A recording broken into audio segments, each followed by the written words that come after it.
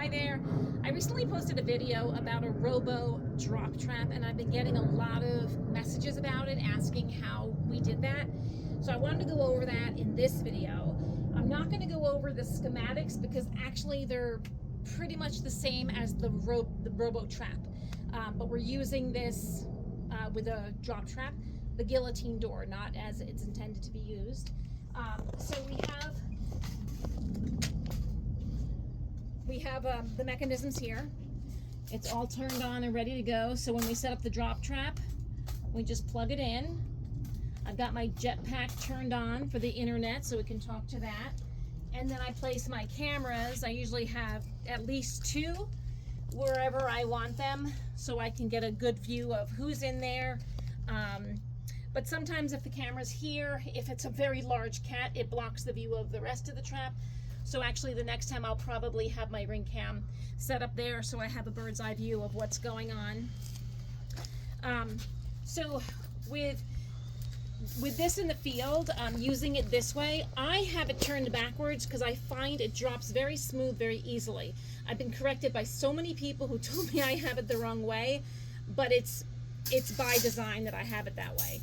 Because if I use it the correct way, it gets jammed up on the wires here, and it doesn't drop nicely. It may drop, but it may not. So when I have it turn around, every time I've tried to drop it, it drops. It doesn't get stuck on anything. So it is intentional that I do have the door backwards. So here's the actuator. So when I lift the door, I already have it marked with magic marker, and I pull the actuator out. This way it doesn't matter if the cats hit this, it's not gonna get dropped. So then when I'm watching on my app, I make sure I've got it plugged in. I've got my button there, so when I see the cats that I want in there, I go ahead and push the button. Here, get around from this side. And you'll see it not only pulls it to drop the door, but then it also pushes back out to lock it in place. So I'm going to go ahead and push the button, and then it locks it.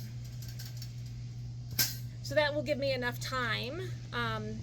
So if I'm away, if like let's say I'm at a different location, I only would do it this way if the feeder at the current location is able to go there and immediately get the trap covered.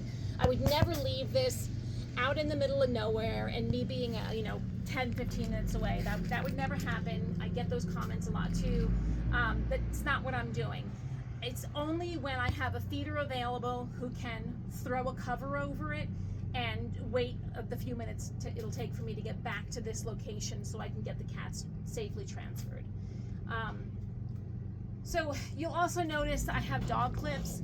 I no longer use the springs that come with it because they wear out and they give. So once you use them in the corners and the cat pushes hard enough, they actually can escape. So I used to buy new springs from Tomahawk.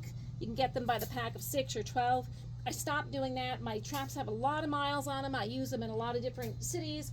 I have a couple of different drop traps. So now I only use dog clips, and I make sure each corner.